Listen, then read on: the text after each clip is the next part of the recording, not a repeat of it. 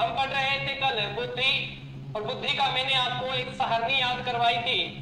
सभी को आशीर्वाद बेटा, सभी को एक सारणी याद करवाई थी। उसके बाद में क्या है कि एक अमेरिका एसोसिएशन ने एक सूची जारी की है कि किस बुद्धि के लोग कितने परसेंट हैं, किस बुद्धि के लोग कितने परसेंट हैं, कि पूरे विश्व में इस बुद्धि के लोग कितने पाए जाते हैं, इस बुद्धि के कितने पाए जाते हैं। तो वो भी आपको सपनम बानो गुड इवनिंग, बिल्कुल गुड इवनिंग।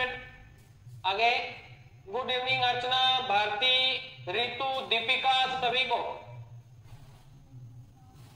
और तेरी उसका उत्तर 214 आया, हो ही नहीं सकता है। दीपिका कह रही कि गुरुजी आपने जो प्रश्न दिया था उसका उत्तर 214 आया। तो शायद मैंने याद नहीं है कितना दिया था, मैं दिया था कक्षा में, आपको करवा देता हूं वो प्रश्न। ये प्रश्न था कक्षा 7 के विद्यार्थी की, याद नहीं मुझे पूरा बता देना। तो विद्यार्थी की मानसिक आयु 15 वर्ष है, यही करवाया था ना। तो उसकी बुद्धि लब्धि कितनी है? तो बेटा यहां मैंने क्या दिया है, कक्षा 7 दिया है। कक्षा 7 दिया तो कक्षा 7 तो वो फिर 5 साल का स्कूल में लगाया था। तो उसकी वास्तविक आयु कितनी है? 12। उसकी वास्तविक आयु कितनी है? 12 वर्ष। ठीक है, तो मानसिक आयु कितनी है? 15 वर्ष, और वास्तविक आयु कितनी है? 12 वर्ष। गुणा में 100 लगा दो, देखते हैं कितना आता है। 5, 3 से काट रहे हैं, ये हो गया 4, इसको काट दिया 25, 25 5 125। तो इसकी आईक्यू लेवल तो 125 आ गया बेटा। आपने शायद गलत बताया, 214 ही आया है। बिल्कुल गलत है, ऐसे आएगा इसका उत्तर। प्रश्न को थोड़ा सा घुमाया था मैंने, प्रश्न को थोड़ा सा घुमाया था मैंने। यहां लिखा था कक्षा 7, तो कक्षा तो 7 है, परंतु आयु कितनी है उसकी? 7 तो वास्तविक कक्षा में है, तो 5 वर्ष का वो लगा है, तो 7 और 5 है 12। तो उसकी वास्तविक आयु आ गई 12, और मानसिक आयु मैंने दे रखी। तो सूत्र में फिट करने पे उसका आईक्यू लेवल कितना आ गया? 125 आया था बेटा, 125 हो गया सभी का। ओके,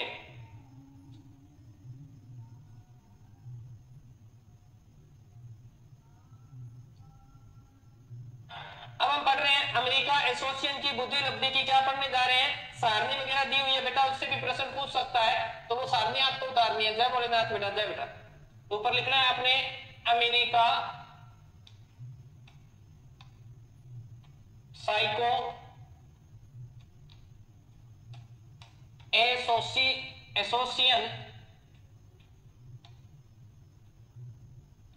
की सूची, अमेरिका साइको एसोसिएशन की सूची।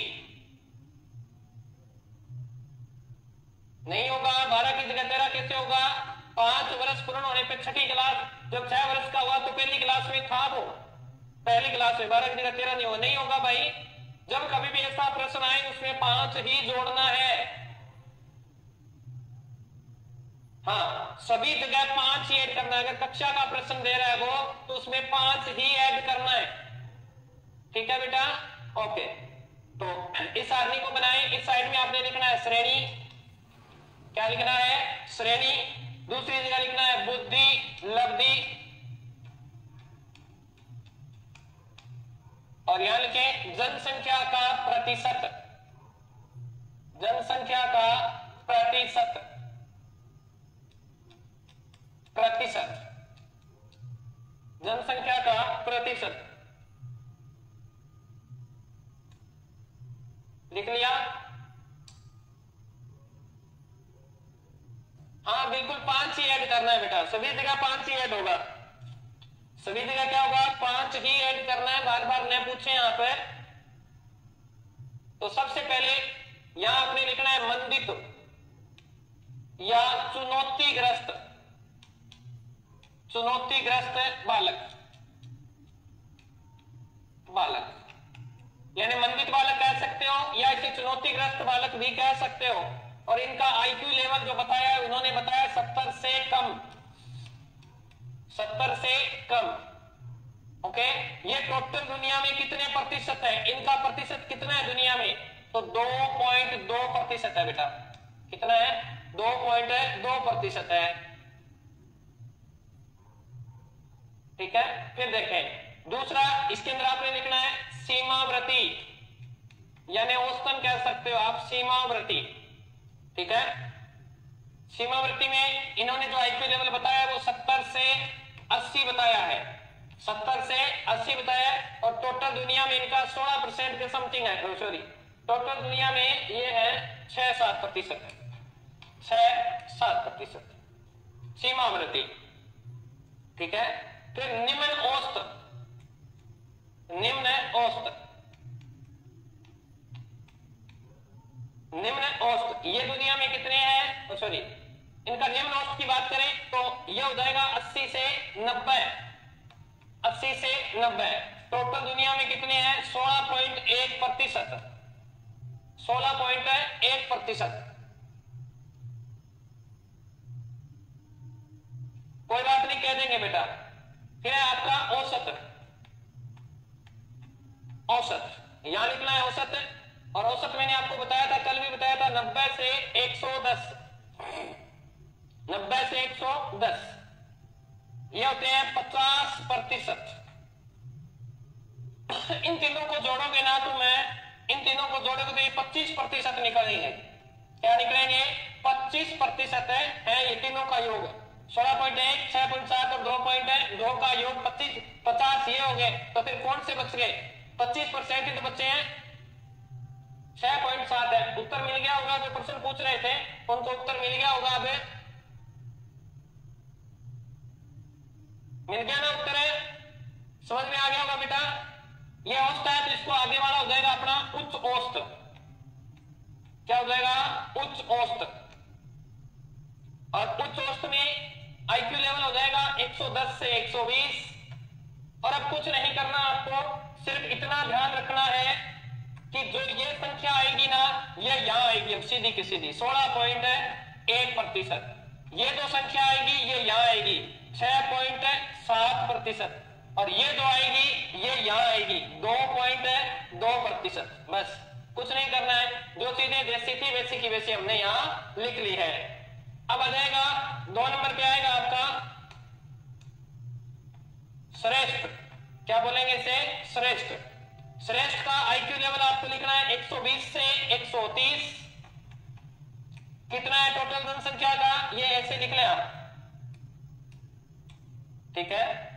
टोटल है 6.7%। टोटल जनसंख्या में इस आईक्यू लेवल के कितने व्यक्ति हैं 6.7%। ये श्रेष्ठ हो गया। इसे आगे लिखेंगे अति श्रेष्ठ। क्या लिखना है आपने अति श्रेष्ठ। ये आ जाएगा 130 से ऊपर। टोटल दुनिया में कितने प्रतिशत लोग हैं, 1 से 2.2%। समझ में आया। बीच में याद ना आए तो ऐसे याद कर लो, औसत ले लो बीच में। औसत कितना है 50% है। ये 90 से 110 के बीच होगा। फिर देखिए औसत के बाद उच्च औसत कर दो, फिर श्रेष्ठ कर दो, फिर अति श्रेष्ठ कर दो। तो 4 तो नीचे ले लिया हमने, ठीक है। 4 ऊपर ले लो। औसत के ऊपर निम्न औसत हो जाएगा, फिर सीमावर्ती और फिर मंदित हो जाएगा। तो देखो सी आ जाएगा यहाँ पे, सी और यहाँ में आ रहा है। तो देखो सीमा एक शब्द याद करना है। कहां दिक्कत आ रही है, ये अमेरिका साइको एसोसिएशन की सूची है बेटा। इसको अच्छी तरह से याद कर लें कि जितने लोग चुनौतीग्रस्त हैं उतने ही लोग यहाँ अति श्रेष्ठ है 2.2। जितने लोग यहाँ सीमावर्ती के अंतर्गत आते हैं उतने लोग यहाँ श्रेष्ठ हैं। और जितने लोग उच्च औसत के हैं उतने ही व्यक्ति निम्न औसत के हैं। और बीच में क्या बच गया, एक ही बच गया। तो 7 हुए कि नहीं, लिख लिया। सर इनमें से सवाल कैसे आएंगे, आज तक तुम्हारी पूछ रही है तो पीछे मैंने सवाल कराए थे आपको, वैसे आएंगे। आपको आयु दे देगा पहले वाले में। इसमें से पूछेगा कि निम्न में से अगर बात करें कि टोटल जनसंख्या का औसतन कितना प्रतिशत है, या इस श्रेणी के बालक कितने प्रतिशत है, तो ध्यान रखना टोटल दुनिया में 50% लोग ऐसे पाए जाते। तो ऐसे ही प्रश्न आएंगे बेटा। ओके, आज तक तुम्हारी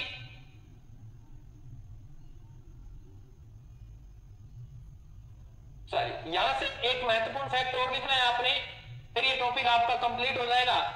या नोट लगा के लिख लेना क्या कि नीलबर्ट, नीलबर्ट क्या नाम है व्यक्ति का, नीलबर्ट ने अपनी पुस्तक बैकवर्ड चाइल्ड, अपनी पुस्तक है बैकवर्ड चाइल्ड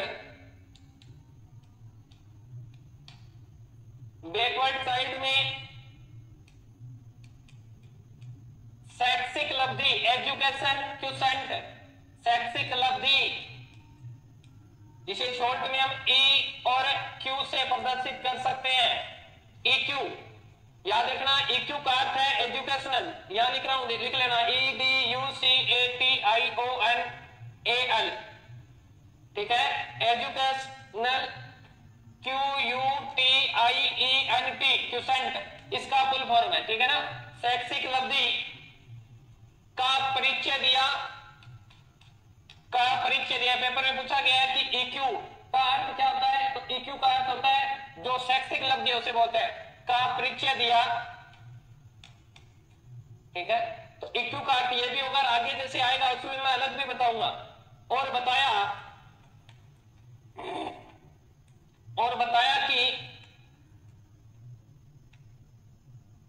कि जिनकी बुद्धि लब्धि 85 से कम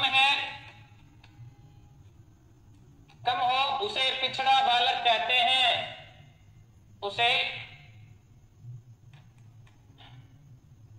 पिछड़े बालक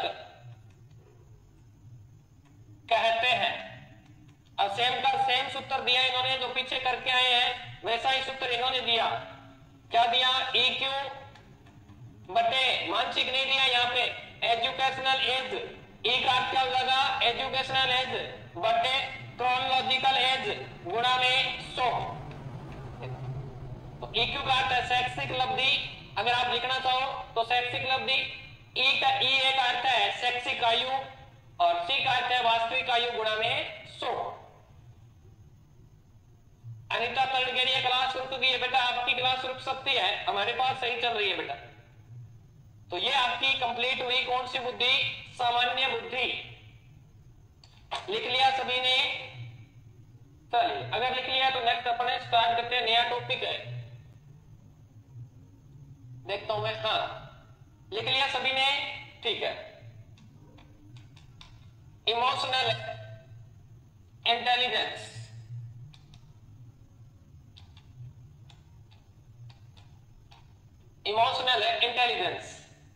ठीक है। इमोशनल इंटेलिजेंस अर्थात इमोशनल को क्या बोलते हो भाई, सामयिक बुद्धि। इंटेलिजेंस का अर्थ हो गया बुद्धि, तो कौन सी बुद्धि की बात करने जा रहे हैं, संवेगिक यानी संवेगात्मक बुद्धि की बात हम करने जा रहे हैं, संवेगात्मक बुद्धि की बात हम करने जा रहे हैं।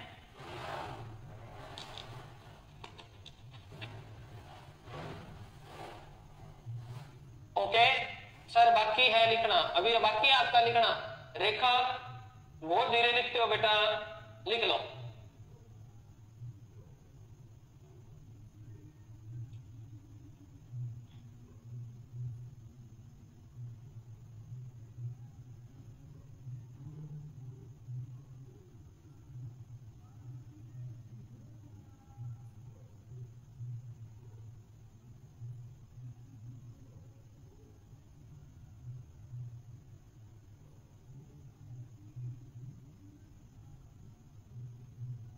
लिख लिया होगा सभी ने अब तो,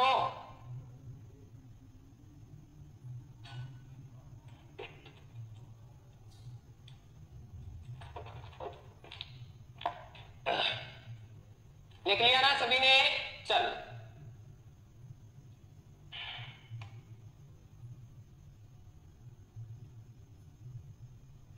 फिर कहां गया वो,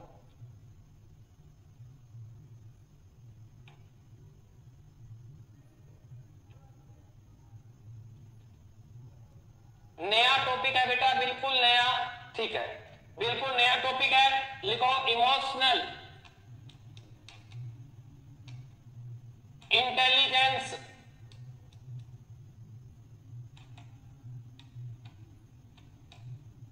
इसे सामयिक बुद्धि भी कहते हैं, इसे संवेगात्मक बुद्धि भी कहते हैं।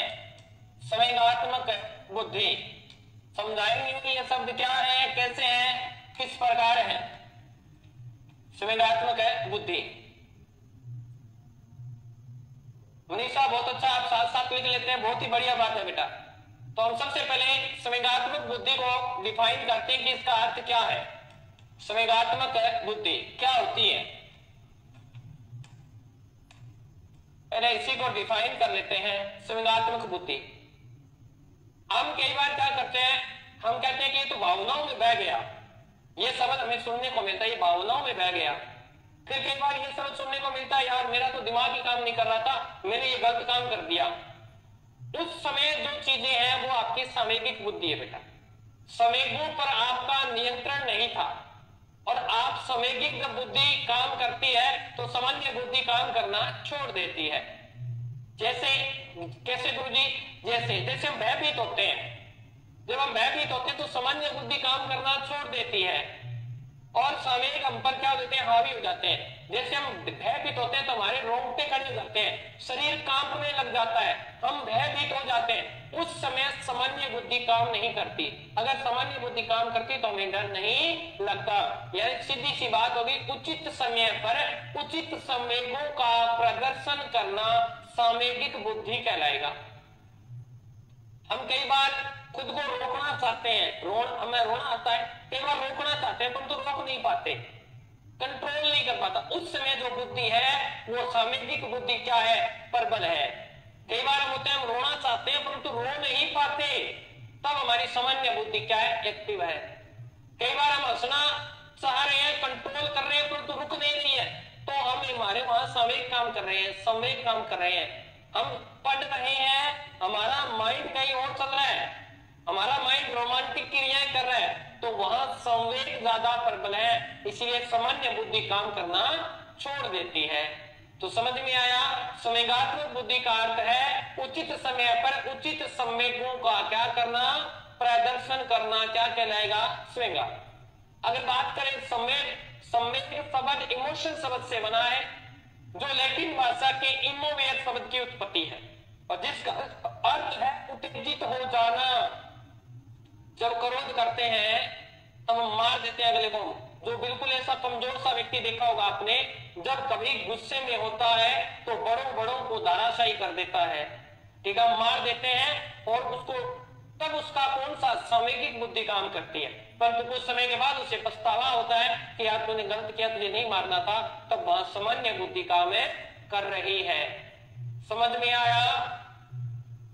तो सामान्य बुद्धि का अर्थ आपने लिखना है उचित समय पर, उचित समय पर उचित संवेगों का, उचित संवेगों का प्रदर्शन करना, उचित संवेगों का प्रदर्शन करना, प्रदर्शन करना क्या कहलाएगी, सामयिक बुद्धि कहलाएगी। ओके, ये सामयिक बुद्धि कहलाएगी। अब अगर बात करें संवेग शब्द की, किसकी, संवेग शब्द है, तो लिख लो संवेग शब्द अंग्रेजी के इमोशन शब्द से बना है। इमोशन शब्द का रूपांतरण है, हिंदी रूपांतरण है, ठीक है ना, रूपांतरण है। यानी संवेग को हम क्या कहते हैं, इमोशन कहते हैं। लिख लिया ना? अब ध्यान रखना, अब लिखना है इमोशन शब्द की उत्पत्ति, इमोशन शब्द की उत्पत्ति, उत्पत्ति लैटिन भाषा के, लैटिन भाषा के, इंपॉर्टेंट करना है इसको, लैटिन भाषा के इमोवेयर शब्द से हुई है। किस शब्द से हुई है, इमोवेयर शब्द से हुई है। इमोवेयर शब्द से हुई है, जिसका अर्थ है, जिसका अर्थ है उत्तेजित करना, जिसका अर्थ है उत्तेजित, क्या अर्थ है इसका, उत्तेजित करना।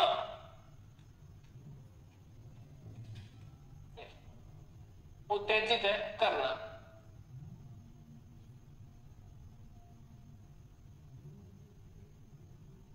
कई बार हमने देखा होगा, कई बालक बालिकाएं कहते हैं कि मेरा गुस्से पे कंट्रोल नहीं होता गुरुजी, मैं चाहती हूं कि ऐसा न हो परंतु मेरा गुस्से पे कंट्रोल। तो वहां संवेगिक जो बुद्धि होती है वो प्रबल होती है। तो जब गुस्से पे कंट्रोल न हो तो बहुत सारे फॉर्मूले कंट्रोल करने के, ठीक है। तो कई बालकों का गुस्सा कंट्रोल हो तो वस्तुओं को तोड़ देते हैं, भूखा सो जाते हैं। तो संवेगिक जो बुद्धि होती है कुछ क्षण के लिए होती है, बाद में ये सामान्य बुद्धि में कन्वर्ट हो जाती है। तो लिख लीजिए सभी, इसको लिख लिया सभी ने।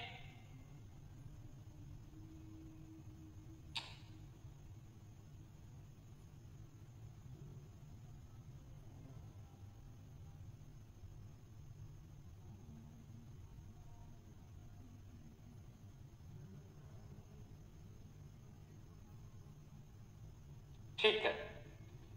अब अगर बात करें हमें संवेगों की कि गुरुजी संवेग जो होते हैं ये कितने प्रकार के हो सकते हैं, तो वो तो बात करेंगे अलग अलग, परंतु मैं यहां से जो करवा रहा हूं संवेगों के पक्ष करवा रहा हूं। संवेगों के पक्ष कि कितने पक्ष हो सकते हैं संवेगों के, तो ध्यान रखना संवेगों के कितने पक्ष हैं, 3 पक्ष हैं। संवेगों के 3 पक्ष हैं। सबसे पहले जो पक्ष है वो लिखना है आपने एक्सपेरिमेंटल यानी अनुभवात्मक। कौन सा पक्ष है, अनुभवात्मक पक्ष, लिख लिया। यानी यहां पर क्या दिखाई देता है, अनुभव, ठीक है, अनुभव। तो इसमें आपने लिखना है एक्सपेरिमेंटल, एक्सपेरिमेंटल, स्पेलिंग पूरी सही लिखना, एक्सपेरिमेंटल, एक्सपेरिमेंटल, ठीक है, एक्सपेरिमेंटल। ये एक है बेटा,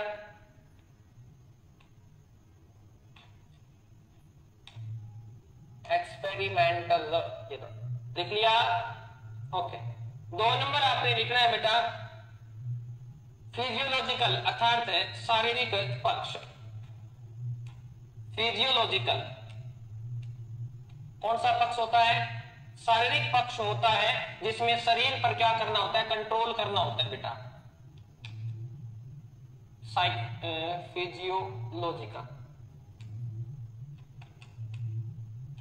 फिजियोलॉजिकल, ठीक है। अब इसमें क्या करना होता है, शरीर कांपने लग जाता है, शरीर को कंट्रोल, शरीर पूरा तमतमा जाता है, लाल हो जाता है, तो सब चीजें संवेगों को प्रदर्शित करती है, ठीक है। नंबर 3 की बात करें, नंबर 3 में है बिहेवियरिज्म, जिसे क्या बोलते हो, व्यवहारात्मक। व्यवहार से भी क्या चलता है, पता चलता है, तो महत्व पक्ष। तो ये तो सभी को पता है, मनोविज्ञान किस पे बल देती है, व्यवहार पर ही बल देती है। BEHAVIOURAL,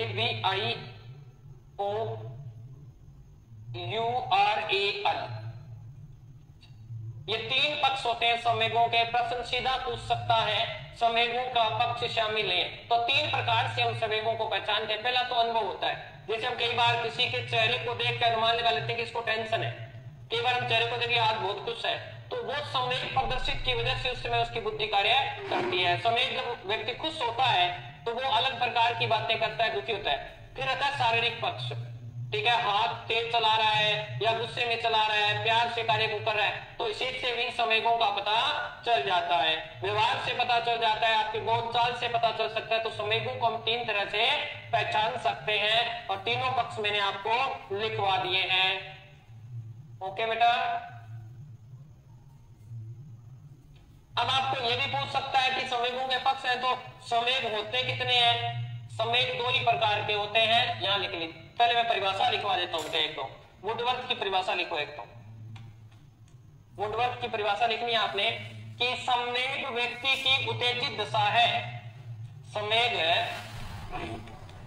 व्यक्ति की उत्तेजित दशा है, उत्तेजित दशा है।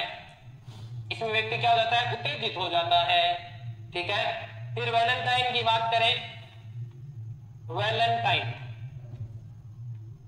ठीक है, वैलेंटाइन की बात करें तो इसमें रागात्मक यानी लय में रागात्मक प्रवृत्ति के वेग को, प्रवृत्ति के रागात्मक कैसे, जैसे आप कई बार बोलते हो आपका गला भर जाता है, आप बोल नहीं पाते हो, बोल जैसा लगता है रो रहे हो या कोई चीज गा रहे हो। जब गाते तो एक्साइटेड होते हैं तभी तो गाते हैं, उत्तेजित होते हैं तभी तो ऐसी आवाज निकलती है। इसीलिए क्या नाम दे दिया, रागात्मक प्रवृत्ति के वेग के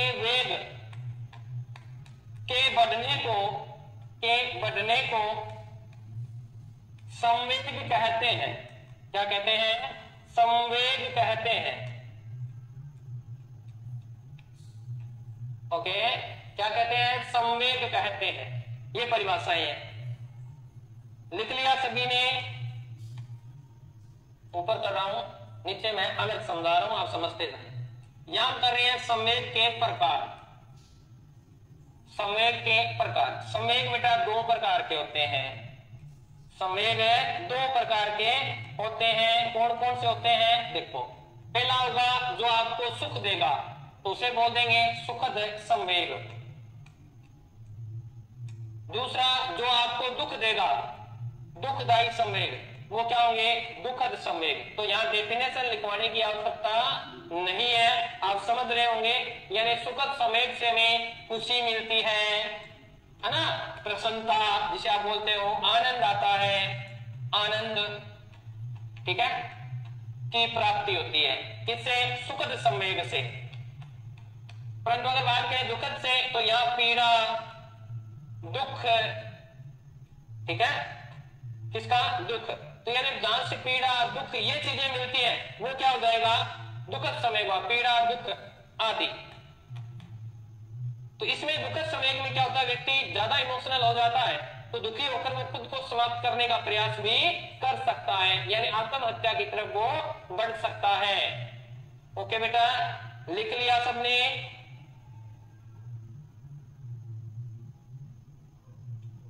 लिख लिया आपने? चलिए स्टार्ट करते हैं संवेगात्मक बुद्धि में जहां से प्रश्न आने हैं। ये संवेग बताया मैंने, सिर्फ आपको संवेग ही बताया, अभी और कुछ नहीं बताया बेटा, संवेग ही बताया है। Next page. अब आपने लिखना है कि संवेगात्मक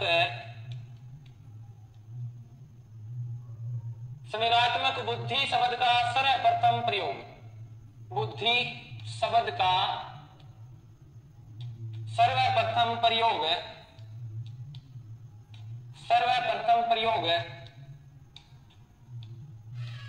ठीक है, प्रयोग जॉन मेयर व पीटर सेलावे ने किया। पीटर सेलावे ने किया। यानी अगर बात करें बुद्धि लब्धि शब्द की, संवेगात्मक बुद्धि की, तो इस शब्द को सर्वप्रथम प्रयोग में कौन लेकर आए थे, जॉन मेयर व पीटर सेलावे। ठीक है, अब यहां से नई लाइन से लिखना है आपने कि वर्तमान में जिस संवेगात्मक बुद्धि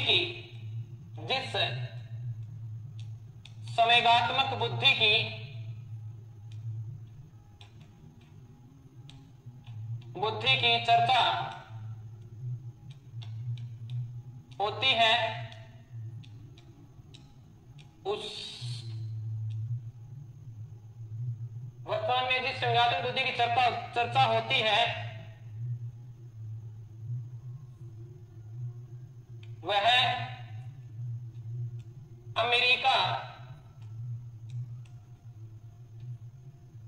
अमेरिका के मनोवैज्ञानिक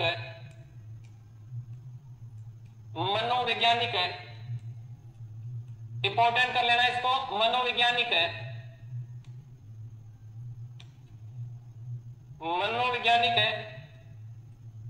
डैनियल गोलमैन।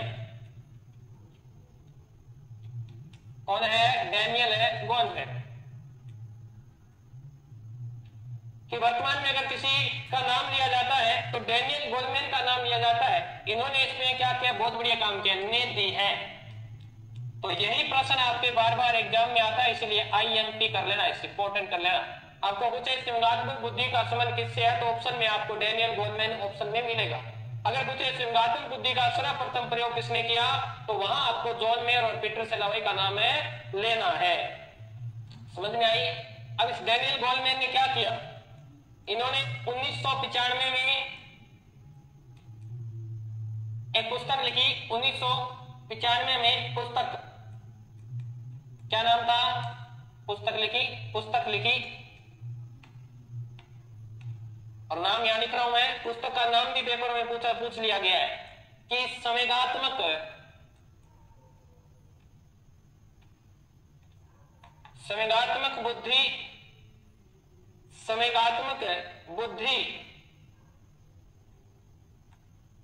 बुद्धि लब्धि से महत्वपूर्ण क्यों, बुद्धि लब्धि से महत्वपूर्ण क्यों,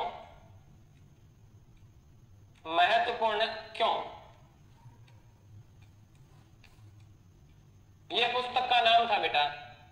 तो ये किताब भी आपसे पूछ ली जाती है, कई बार पेपरों में आ जाता है, तो याद रखना है इसको कि ठीक है।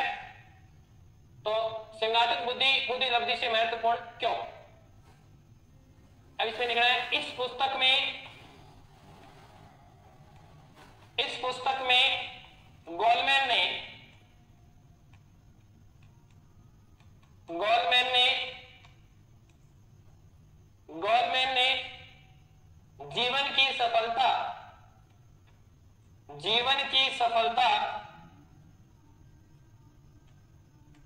जीवन की सफलता में 80% संवेगात्मक बुद्धि तथा 20%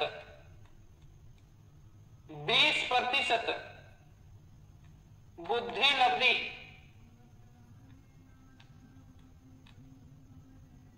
जीवन की सफलता में 80% संवेगात्मक बुद्धि तथा 20% बुद्धि लब्धि को जिम्मेवार बताया है।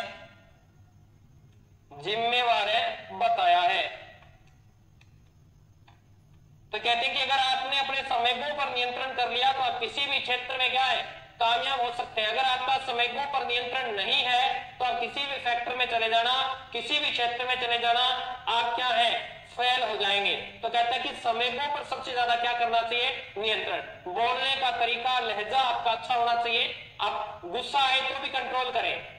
आपके हंसने का, संवेगों पर नियंत्रण का ये तरीका आपको आता है तो आप किसी भी कार्यालय, किसी भी बड़ी से बड़ी संस्थान, बड़े से बड़ा फैक्ट्री, कार्यालय, कहीं भी आप सक्सेस हैं। अगर आप बोलने का तरीका नहीं है तो आप 20% योगदान होता है सामान्य बुद्धि का, तो आप उस क्षेत्र से निकाल दिए जाते हैं। ठीक है, बिल्कुल। तो आपने सुना भी होगा कि हाँ जी की नौकरी, ना जी की ना। अगर आप किसी भी फैक्टर में जाते हैं, बड़े अच्छी तरीके से संवेगों पर नियंत्रण करके हाँ जी करते रहते हैं, ठीक है, तो आप उस क्षेत्र में कामयाब हो जाते हैं। अगर आप हाँ जी नहीं करते हैं और संवेगों पर नियंत्रण नहीं है, क्रोधित होते हैं, नौकरी छोड़कर चले जाते हैं, तो नुकसान आपका ही होगा। तो वहां संवेगात्मक बुद्धि है वो क्या है, ज्यादा प्रबल दिखाई देती है। अगर आपको सक्सेस होना है तो लिख लिया सभी ने।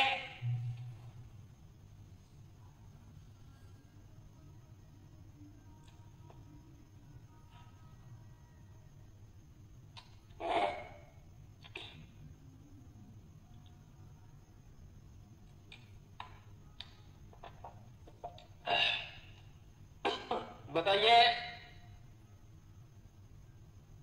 लिख लिया, ठीक है। अब इन्होंने इस किताब के अंदर डैनियल गोलमैन ने, यहां लिख लो, गोलमैन ने संवेगात्मक बुद्धि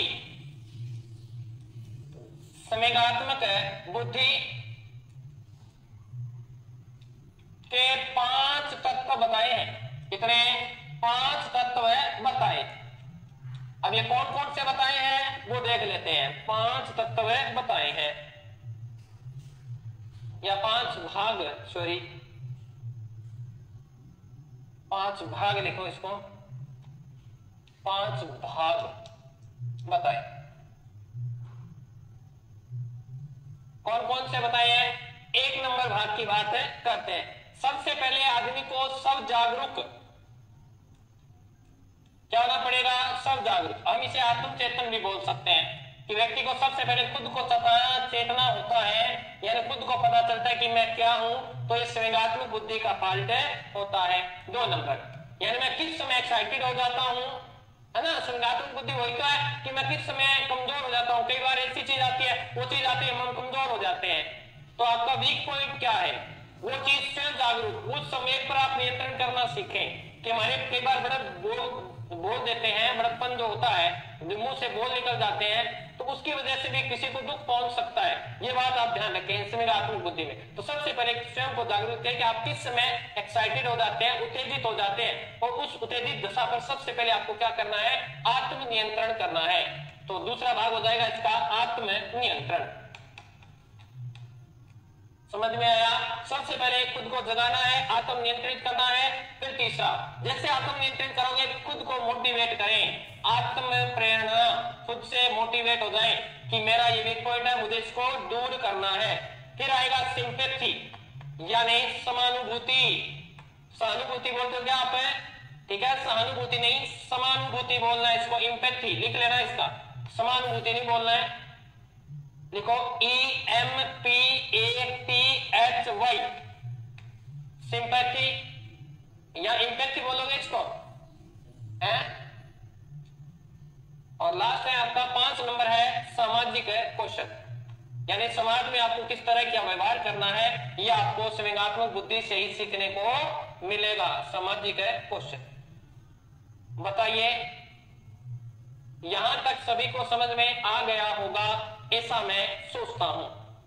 अब डैनियल गोलमैन ने एक सूत्र दिया, वो भी आप यहां लिख लीजिए। गोलमैन ने संवेगात्मक बुद्धि का सूत्र दिया, सेम का सेम है बेटा, वो सूत्र दिया। क्या दिया, संवेगात्मक बुद्धि का क्या दिया है, सूत्र। और क्या सूत्र है, यहां लिखना है आपने, संवेगात्मक आयु, संवेगात्मक आयु बटे वास्तविक आयु, वास्तविक आयु गुणा में 100, ये गुणा में 100। अब देखो गुरुजी हमें कैसे पता चलेगा कि कई बार क्या होता है, बड़े बड़े जो आदमी को देखते हो वो रोते किसकी तरह, बच्चे की तरह। तो देखना है किस आयु का बालक किस तरह का व्यवहार करता है। जैसे हम कहते हैं कि ये तो 60 वर्ष का हो गया और बच्चे जैसा व्यवहार करेगा, 60 नाटी ऐसे बोलते हैं अपने कि 60 वर्ष का होने के बाद फिट हो जाता है, बालकपन दोबारा आ जाता है। तो यानी देखते हैं कई बालक क्या होते हैं, छोटे बालक होते हैं, वो बड़ों जैसा व्यवहार करते हैं, तो उसकी बुद्धि लब्धि संवेगात्मक है, उनके हिसाब से होगी इस आयु में बालक किस प्रकार का व्यवहार है करता है। जैसे आप अभी भी डरते हो तो आपकी आयु लगभग 11, 12, 13 वर्ष का जो बालक होता है वैसे डरता है, तो संवेगात्मक आयु आपकी वहां मानी जाएगी। तो इस तरह से संवेगात्मक आयु का सूत्र भी किसने दिया, डैनियल गोलमैन ने अपनी पुस्तक कौन सी, संवेगात्मक बुद्धि बुद्धि लब्धि से महत्वपूर्ण है क्यों। ओके, ये आज के लिए हम इतना ही पढ़ेंगे। कल हम इसको आगे पढ़ाते हुए बताएंगे आपको कि किस प्रकार संवेगों के अंदर आएंगे, फिर किस प्रकार मूल प्रवृत्ति होती है हमारी, उनके साथ किस प्रकार संवेग जुड़े होते हैं। प्रत्येक मूल प्रवृत्ति के साथ एक संवेग जुड़ा होता है, उसका अध्ययन करेंगे हम, कल करेंगे। और वहां से प्रश्न पूरा पैट आता है, सीधा डायरेक्ट प्रश्न पूछता है वो कि इसका उत्तर क्या होगा। यानी अगर पूछ ले मूल प्रवृत्ति आपकी पलायन करना, तो इसका संवेग क्या होगा। कल की क्लास में इसको पूर्ण रूप से चर्चा करेंगे। आज के लिए इतना ही, मिलते हैं कल, तब तक स्वस्थ रहें, मस्त रहें। जय राजस्थान, जय भारत।